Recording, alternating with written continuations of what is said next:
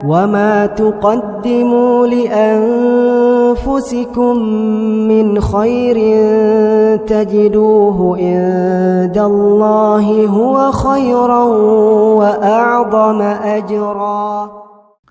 الحمد للہ والصلاة والسلام علی رسول اللہ، اما بعد.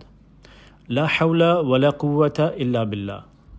یہ کچھ ایسے کلمات ہیں، کچھ ایسا ذکر ہے جس کے بارے میں کافی لوگ غلط فہمی میں پڑ گئے ہیں، یا کافی لوگوں کو اس کا مطلب صحیح سمجھ نہیں آیا. بلکہ بچپن میں ہم نے ٹی وی پروگرامز یا ڈراموں میں، پاکستانی ڈراموں میں بھی یہ سنا، یا اپنے بڑوں کو یا کہیں ایسے سنا کہ لوگوں کا خیال یہ بن گیا کہ یہ کلمہ آپ نے اس وقت یوز کرنا ہے جب آپ نے کوئی بری یا ان پلیزنٹ یا ناگوار چیز کوئی دیکھے نا، پھر آپ نے یہ کلمہ بولنا ہے. جیسے کسی بڑے نے کسی چھوٹے نے کسی بڑے کو پلٹ کے جواب دے دیا، یا کوئی وہ بدتمیزی کی، یا کوئی سگریٹ پیتا ہوا ایک دم سے نظر آ گیا بچہ، تو اس نے بولا لا حول ولا قوۃ الا باللہ.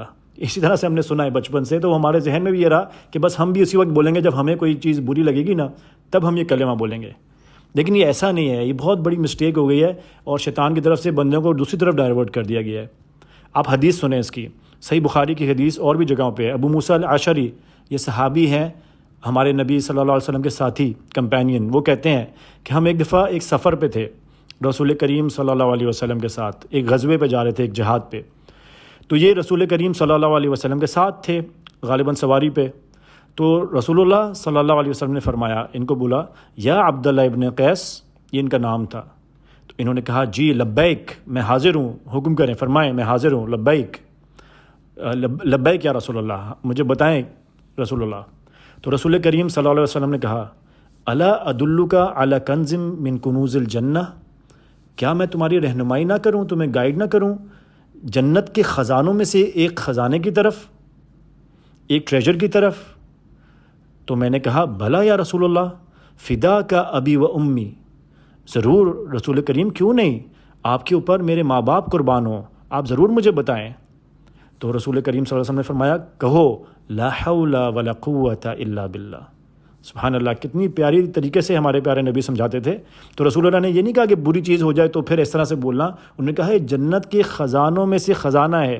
علماء نے کیا کہا کہ مطلب جس کو اللہ سبحانہ تعالیٰ نے جس کے لیے یہ ذکر آسان کر دیا، اس کی سمجھ دے دی کہ یہ کیا بولتا ہے، جس کو میسر آ گیا، یہ اس کی زندگی کا حصہ بنا لیا، توفیق مل گئی، تو واقعی میں اس کو جیسے کہ جنت کے خزانوں میں سے دنیا میں ہی اس کو خزانہ مل گیا.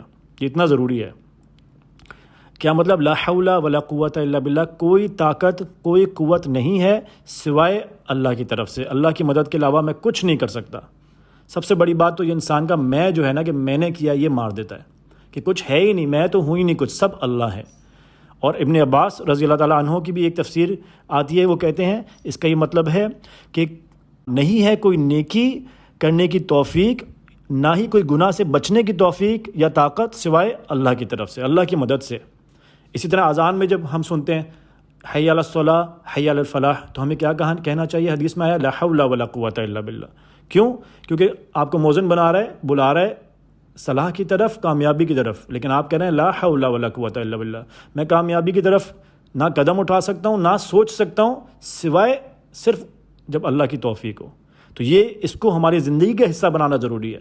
جیسے ہم نے کل پڑھا سبحان اللہ و بحمدہ، یہ تو 100 دفعہ آپ نے صبح پڑھا یا شام پڑھا نا، لیکن لا حول ولا قوۃ کو اپنی زندگی کا حصہ بنانا ہے. میں کچھ نہیں ہوں، جو کچھ میری زندگی میں خیر ہے وہ سب اللہ کے حکم سے ہوتی ہے. میں شر سے بچ ہی نہیں سکتا اللہ کے حکم کے علاوہ.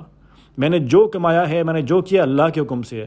دوسرے لوگ بھی تو ٹرائی کرتے ہیں، دوسرے لوگوں کے پاس بھی ڈگریز ہیں، دوسرے لوگ بھی پیسے کماتے ہیں، لاس ہو جاتا ہے، ختم ہو جاتے ہیں، تباہ ہو جاتے ہیں.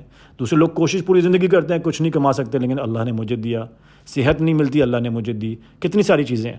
تو خیر اس میں ڈیٹیل میں نہیں جانا، مقصد یہ ہے کہ یہ جنت کے خزانوں میں سے ایک خزانہ ہے، لا حول ولا قوۃ الا باللہ. اور ایک اور چیز، دعاؤں میں بھی اس کو آپ لگا سکتے ہیں اپنے ساتھ. یا اللہ مجھے فلاں گاڑی چاہیے، لا حول ولا قوۃ الا باللہ. اللہ کے نہ طاقت ہے مجھ میں، نہ قوت ہے، یہ تو اللہ تعالیٰ ہی دیں گے. یا اللہ میرا فلاں مسئلہ اٹکا ہوا ہے، لا حول ولا قوۃ الا باللہ. یہ حدیث میں نہیں ہے، اپنی طرف سے کہہ رہا ہوں کہ اللہ سے مانگنے کے، کہ میرے پاس تو کوئی طاقت ہی نہیں ہے، نہ ہی میں کوئی ہمت ہے. جو کرتے ہیں اللہ سبحانہ تعالیٰ آپ کرتے ہیں، میرے لیے آسان کر دیں. اسی طرح جو مشکلات ہیں یا جو خواہشات ہیں یا نیکی کرنے کی توفیق بھی مانگیں، تو وہ بھی ملے گی. تو اس میں راز ہیں، اللہ سبحانہ تعالیٰ کو بہتر پتہ ہے، لیکن یہ جنت کے خزانوں میں سے خزانہ ہے، ہمارے پیارے نبی نے کہہ دیا. تو اس کو اپنی زندگی کا ایک معمول بنا لیں اور حصہ بنا لیں. اللہ سبحانہ تعالیٰ ہمیں سارے اذکار کو اور عبادات کو سمجھ کے اس پہ عمل کرنے کی توفیق دیں. سبحانک اللہم و بحمدک اشہد ان لا الہ الا انت استغفرک و اتوب الیک.